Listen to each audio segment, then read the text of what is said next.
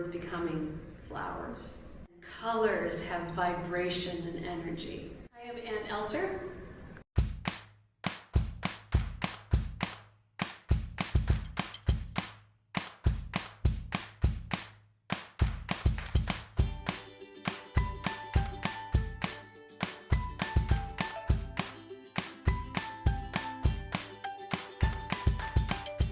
My full name is Anne-Davnes Elser.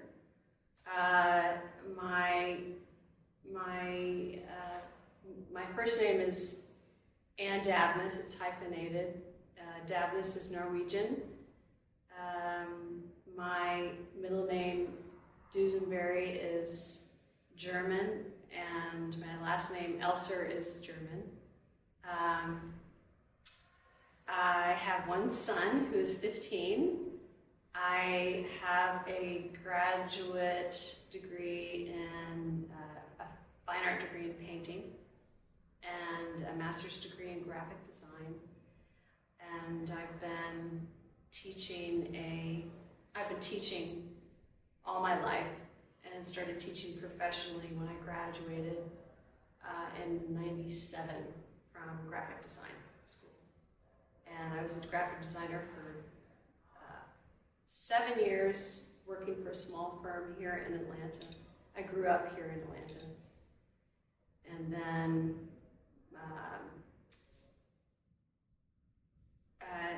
quit my job to teach full-time and to freelance as a designer. At that time, I took my first calligraphy class in around 2000.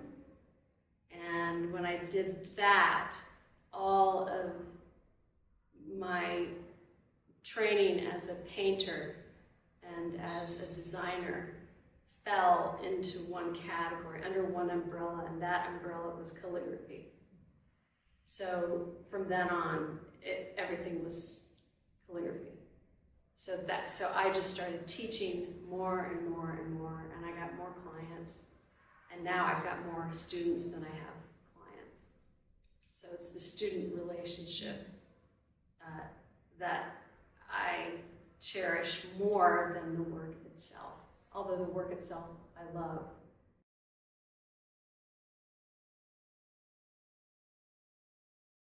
It naturally happens. So there was never a point where when I made the transition, I had one foot safely in one boat and one in another. So I wasn't taking a risk that was going to make me so scared that I was going to be immobilized. So when I quit my job working for someone else as a designer, I had already had freelance clients that I could design. I could work for out of my own home. And I had classes that I could teach students already at the graduate school where I had graduated from.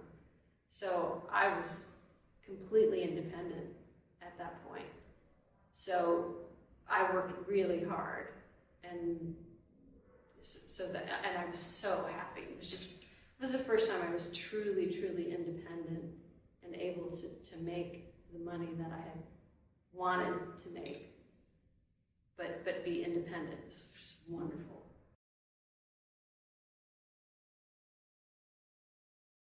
There are many that I love, and I've got a love of pointed pen. I do broad edge, but I don't teach it. I used to teach it. I don't teach it anymore. I love watercolor pencil, open shaded script. I teach a class called Flora, which is done with open shade script. I love working with a glass dip pen and a fountain pen with doing open shade script. I love cursive crush, cursive handwriting, which is my version of cursive crush, which is my version of cursive handwriting. Flourishing. And I love color. I am probably more driven by color than anything else visually. If I don't have color, I become very sad. Yeah. So black and white is not your thing. I have a deep appreciation for black and white. But the color, not just color, but color relationships. They're just like how you and I are relating, and here we are at this conference, relating to, having conversations with each other. There's everything is energy, right? And colors have vibration and energy, and the way that they relate to each other, who stands out in front, who's back, reserved, who is on the same plane, and how are they talking to each other, how do they compliment each other. It's delicious. It's delicious. Like, have you ever gone to a restaurant and gotten a plate that was one color, it was like all brown and orange, and you're like, why would where's the, that's why they put a little bit of parsley on the plate. That's why they put a little bit of green, because they want you to have a pretty plate. So when I make a palette on my page, I do the same thing. So, color. I have been drawn to flowers and the peace I feel amongst flowers, quiet flowers, quiet trees, quiet greenery, animals, nature, peaceful natural settings. And I'm not an earthy, I'm not a hiker, I'm not a woodsy, I'm not a camper, but I love gardens, and I have lots of plants and lots of flowers. And I have always reached for I've been fascinated by the textures and the beauty of flora, and all my life. So when I was in undergrad in arts, are we okay on time? Yes. When I was in undergrad, being trained as a painter, it was a very sexist environment, and it was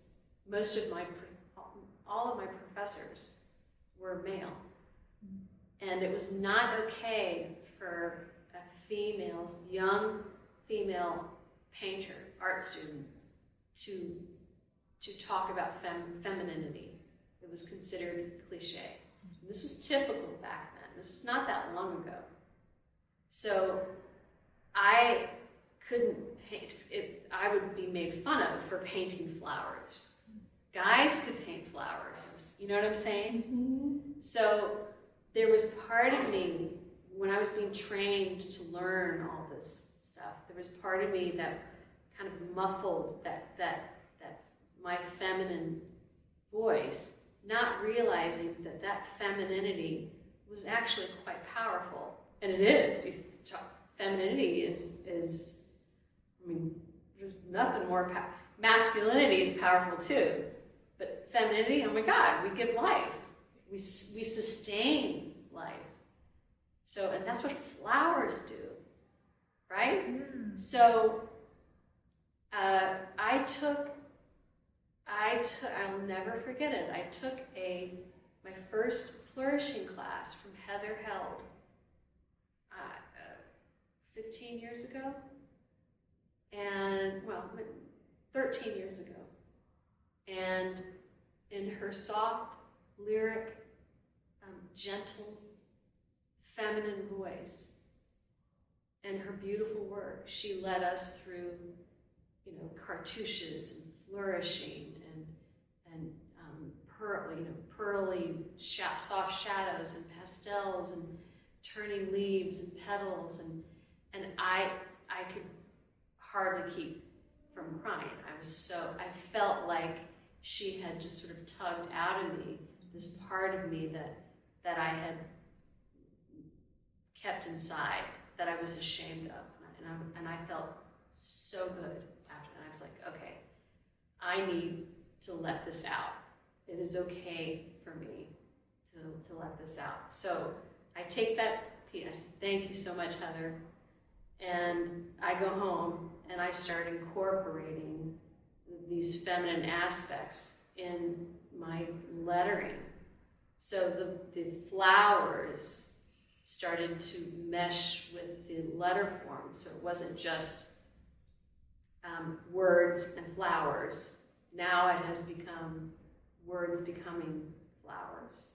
And now I have a new class that's coming this fall called Flora and Frances, where the words, the stems themselves are all of the shades of the letter forms are old growth, are the brown stems, and then the new growth that grows in the springtime, that grows twigs and leaves, and that is flora. So it's like forest writing. So it's, you're growing words. So that is, I can't even remember your question now. I totally feel Does your that make sense? energy in your words. You know, I can feel like there is a connection between you and me in your answer. Because when I took your class, yes, your voice and your background music is let me totally into what I'm doing. I forgot everything else. Yes. And what you said just remind me of that moment. And Yes. that's so beautiful. Now, and that's another thing, is that what happens in class is, you know, we all have a higher self, right? Yours is right there, and mine is right here, right? We all have like our support that we can't feel, but that's all around us, right? So not everybody knows it, but we know it because we feel it. And when we come to class, we have this heart-centered agreement that we are going to work together. And that's the most important thing. And the proof of that communion is what's on the page. And our excuse for communing is to make art, to draw flowers and words, right? And not just flowers and words, but flowers and words that have meaning. And that is called becoming self-aware, becoming vulnerable, creating connection, and ultimately healing, not just ourselves, but each other. Because that's what we're here for, is to heal the world, or to heal ourselves. When you heal yourself, you heal the world. So that's why we come to Anne-Davnes. I mean, the lettering is secondary. This is first. The lettering is wonderful. It's candy, it's fun. Oh my God, it's delicious.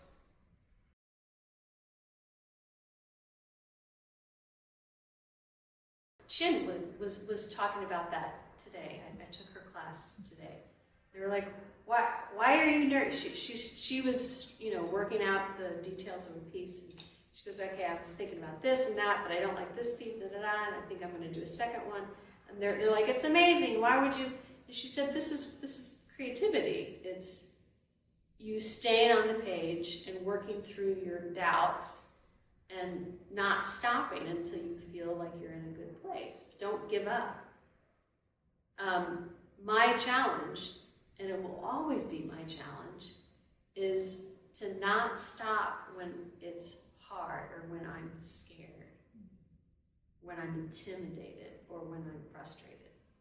It's okay to take a break, go make a cup of tea, go sit for a minute, go walk the dog, but come back and stay on the page and finish. Because for me, the frustrating, your challenge is my challenge. And there isn't anybody here at this conference that doesn't have that challenge. it's part of creativity. Creativity is about facing.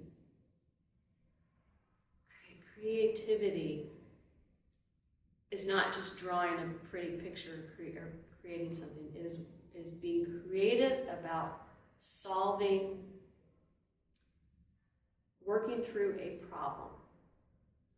Problem is a negative word, but finding a solution, finding balance, that's what it is. And to find balance, to create balance, you have to be creative. That's what's hard.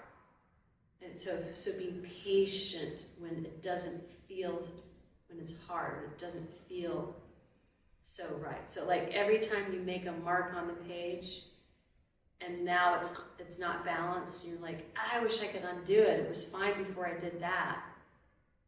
Rotate the page, try something out. Okay, good, now it's good, but there's something else. So there's this constant flow with the piece. And then after a while, it settles and you're done. Is it ever perfect? Am I ever 100% happy with it? No, but I grew with the piece. And it did something, it taught me something. And I can't discount I also share my work. I feel it's important to share work because in the sharing, being vulnerable enough to share the work that you do, you don't know the good that it's going to do someone else who sees it. Because whoever sees your work needs to see it. And that will ignite a flame in them. So you've got to communicate, you've got to listen and communicate and be part of this energy. Mm-hmm. You know, otherwise we're all stuck in our own little scared little corners.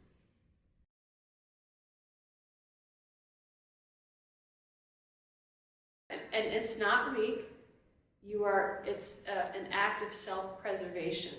So there's a part of you that's saying, I'm not ready. I'm not ready right now. And I totally honor that decision, because there's stuff that, there are times when I'm like, I really don't want to post that. But there's a way around that. You can post that and say, I know I misspelled this word. Or you can say, I'm working on my Spencerian. Or you can say, I'm working on my spelling. Or I'm working on my composition. Here's a work in progress. When you post your progress, not your idea of perfection. Because when people see your progress, that gives them permission to post their progress. And then there's less judgment in the world. And if you can look at yourself, if you know that you're not alone and that you're supported and you get rid of all the friends in your life who are critical, get rid of the people in your feed who are me, and the people in your life who are me, and just create this environment that feels safe, then share your work in progress. And then you're safe. Mm-hmm. And then you start making, and that's a ripple effect. So think about your environment. You want an environment in your physical space and in your internet, so in your virtual space, which is quite physical actually, because it's mental here and it's here too. You want that environment to be safe. So if your environment is safe, then you could post a picture of your feet, and people would say, "Hey." That's good. Yeah. you just want to feel safe and supported.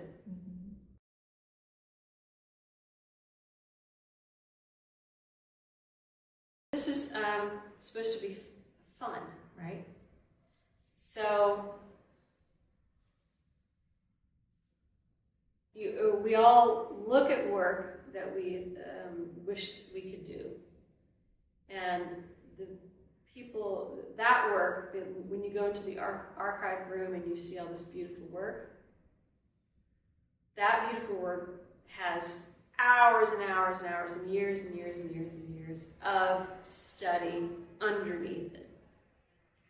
So, and the only way that person was able to do that was to get through, was to stay on the page and work past the uncomfortable feeling of frustration and fear and self-doubt and all the negative things that you can say to yourself in your head when you're working through the creative process, when you're learning. So my advice is to figure out a way. What do you need to do? What's the carrot?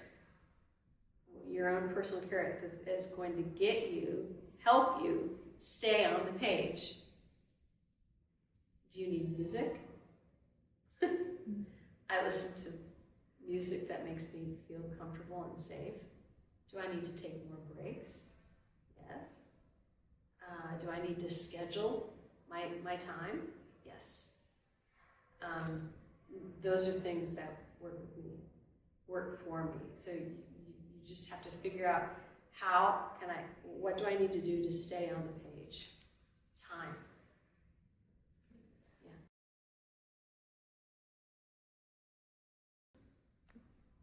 Because this person filled the whole page with themselves, right? So that is a huge amount of courage and bravery. Can you see it on the camera? Yeah. So a huge amount of courage and bravery.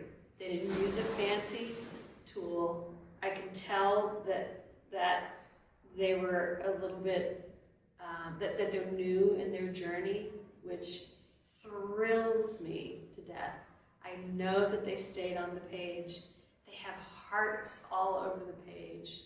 This is a heart-centered piece. I scrolled through all of these and I saw a lot of folks who've been doing this for a while, a lot of great skill, and I commend everyone for that. This person, you keep going. You've got big heart and big guts. You picked up your pen. I want you to pick up a ton more and keep going. How can I choose?